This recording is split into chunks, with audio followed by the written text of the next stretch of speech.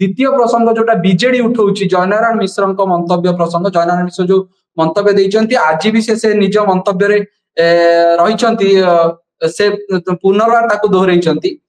BJD ए प्रसंग रे मुख्यमंत्री विवृत्ति दाबी करछि जेहेतु आपण पश्चिम ओडिसा रु आछुचंती पश्चिम ओडिसा रु बिलोंग करचंती जयनारायण मिश्र मंतव्य को आपण सर केमिति देखछंती से जो मंतव्य देइचंती आपण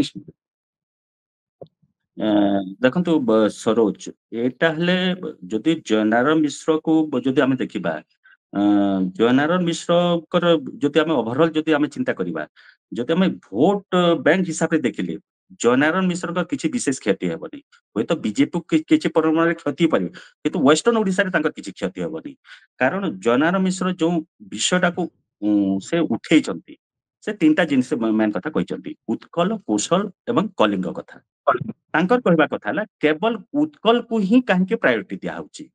कारण कलिंग हले गोटे पार्ट थिला एवं कौशल हले गोटे पार्ट थिला तो तांकर कथा तांकर कहबार कथा हला गोटे आजि जो कथाटा से उठेई थिले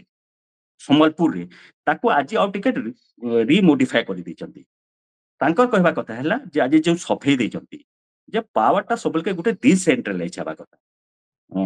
तो मूल प्रसंग है उत्कल जननी को लेकर बर्तमान बहुत विवाद रोचे किंतु ओडिशा रो अनेक लोक जानी नांती जे उत्कल जननी रो जो स्रष्टा अछती लक्ष्मीकांत जोटा करथिले केबे से गीत लिखिथिले ट्यूनटा केबे हिथिला किंतु एते वर्ष ओडिशा तमने गोटे स्वतंत्र प्रदेश हेबा परे गत 2020 रे ही ताको एडॉप्शन करा हिची कैबिनेट एडॉप्शन करिछि जदि हमर ओडिसा मु तो गोटे चैलेंज देबी ओपन आज ई सत्यपाठ माध्यम रे ओडिसा रो अनेक लोक अनेक छुआ जदि आपण उत्कल जननी जो गीत कथा कहउचंती अनेक लोक गीत गाई पारिबे नाही तो गोटे गोटे निज भीतर गोटे गोटे फीलिंग जो रहबा कथा से फीलिंग टा लोकंक भितरे रही पारुनी जो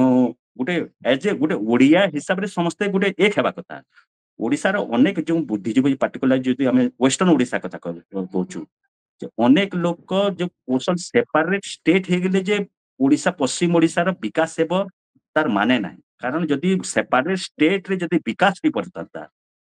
आज झारखंड अवस्था कोन होची छत्तीसगढ़ रो अवस्था कोन होची छोटो स्टेट किंतु जो धरण विकास हेबा कथा सेठी विकास पहुंची पारुनी जदि बिहार रो सेपरेट हे करी जदि झारखंड हैला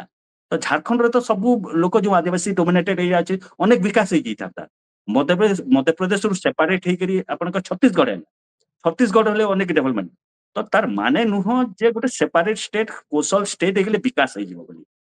लोकंकर जो राजनेता माने अछंती से माने विधानसभा रे जोटा उठेबा कथा भुवनेश्वर रे उठेबा कथा से कथा रे उठातु किंतु वर्तमान भी जो आप स्टेट एंथेम को नहीं करी कारण गोटे प्रदेश स्तर रे समस्त स्टेट एंथेम रोची किंतु आमे सुप्रीम कोर्ट रे विभिन्न कोर्ट रो डिसीजन ले आमे पढुतलु गोटे मैंडेटरी नुह से जयनारायण मिश्र हले किछि भूल करी नांती से हले राजनीति याकू राजनीति रो गोटे रूप नेबो बोली बीजेपी भलो करी जानितला देखंतु आज ए सही गोटे टॉपिक को नहीं करी उत्कल जननी टॉपिक को लेकर अपन देखन 2-3 दिन आने विधानसभा ठप हो जाउची राज्यर अनेक सेंसिटिव इश्यू अछि से विषय रे आलोचना ही पारिथंता जदि बीजेडी जदि जदि चिंता करता एते प्रीति थिला उत्कल प्रीति थिला शासन तो से माने 2000 मसिया थिला तांकर 2020 रे काहे एडॉप्शन करले आग्रह कर पारि न थांते कि तांकर तो पूरा एब्सोल्यूट मेजॉरिटी थिला तो एटा विभिन्न अनेक लोकंकर भितरे अनेक चर्चा हेबो किंतु प्रकृत मुद्दा जोटा आलोचना हेबा कथा से मुद्दाटा आलोचना हे पारुनी तार खामिया लोकंकर भितर ही खामिया रोची कारण गोटे विधानसभा जेतके चालुची लक्ष लक्ष टंका खर्च होची से संपूर्ण गोटे दिनटा धोई जाउची तो जो प्रकुस्थान विधानसभा रे विभिन्न गुरुत्वपूर्ण प्रसंग को लेकर आलोचना हेबा कथा से आलोचना हे पारुनी जोटा वर्तमान बीजेपी तार गोटे होय तो गोटे स्ट्रेटेजी हे पारि थाए आपण जदि देखिबे गत काली गोटे स्टेटमेंट दिया गला जे जयनारायण मिश्र जोटा कथा कहिचंती एटा हम डेप्यूटी चीफ मिनिस्टर तापरे निकरी से सफेई देबे बोली कहिथिले କିନ୍ତୁ ଏଇଟାକୁ ମୁଦ୍ଦା କରିକିରି ଆଜି ବିଜେପି ପକ୍ଷରୁ ମୋହନ ମାଝୀଙ୍କର ଷ୍ଟେଟମେଣ୍ଟ ଚାହୁଁଥିଲେ କିନ୍ତୁ ତାର ଆଜି କ୍ଲେରିଫାଏ ଜନାନ ମିଶ୍ର ଗଣମାଧ୍ୟମରେ ସେ କରିଦେଇଛନ୍ତି ହେଲେ କିନ୍ତୁ ଓଭରଅଲ୍ ଯଦି ଦେଖିବା ସରୋଜ ଯେ ଏଇ ଆଜ୍ଞା ଷ୍ଟେଟମେଣ୍ଟକୁ ନେଇକରି ଜନାନ ମିଶ୍ରଙ୍କର ରାଜନୀତିକ କ୍ୟାରିୟର ଉପରେ ନେଇକରି କୌଣସି କିଛି ପ୍ରଭାବ ପଡିବନି ପଶ୍ଚିମ ଓଡିଶାରେ ହେଲେ ବିଜେପି ଉପରେ ନେଇକରି ତାର କିଛି ପ୍ରଭାବ ପଡିବନି ତ କଥା ରହୁଛି ଯେ ଏ ଉତ୍କଳ ଯୋଉ ଷ୍ଟେଟ ଏନ୍ଥେମ୍ କୁ ନେଇକରି ଯୋଉଟା ଜନାରାୟଣ ମିଶ୍ର କହୁଛନ୍ତି ତାର ଗୋଟେ ତର୍ଜମା କରିବାର ଗୋଟେ ଆବଶ୍ୟକତା ରହୁଛି ଆଉ ଗୋଟେ ସବୁବେଳେ ଗୋଟେ ଯେହେତୁ ଏବେ ଅନେକ ଲୋକ କହୁଛନ୍ତି ଯେ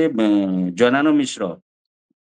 ଏତେ ଦିନ କୋଉଠି ଥିଲେ ଯେହେତୁ ସେ 5 ଥର ବିଧାୟକ ଥିଲେ ଯଦି ୱେଷ୍ଟର୍ଣ୍ଣ ଓଡିଶା ପ୍ରତି ଯଦି ଅବିଚାର କରାଗଲା ସେ ବିଧାନସଭାରେ କାହିଁକି ଉଠିଲେନି ତ ପ୍ରକୃତ କଥା ଯଦି ଗୋଟେ ଏରିଆକୁ ଯଦି ନେଗ୍ଲେକ୍ଟ କରାଯାଉଛି ତାର ପ୍ରକୃତ ସ୍ଥାନ ହଉଛି ବିଧାନସଭାରେ ହିଁ ଉଠିବା କଥା କାରଣ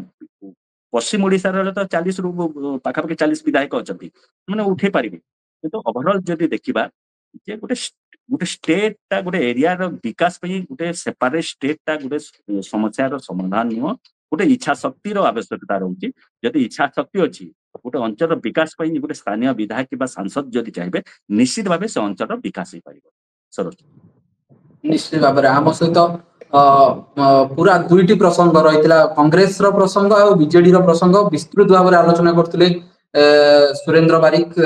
ସାର୍ ଆପଣଙ୍କୁ ବହୁତ ବହୁତ ଧନ୍ୟବାଦ ଆମକୁ ସମୟ ଦେଇଥିବାରୁ ଆଗକୁ ମଧ୍ୟ ଏ ସମ୍ପର୍କିତ ଅଧିକ ଖବର ଆମେ ଆପଣଙ୍କ ପାଖରେ ପହଞ୍ଚାଇବୁ ସେ ପର୍ଯ୍ୟନ୍ତ ରହୁଛୁ ନମସ୍କାର।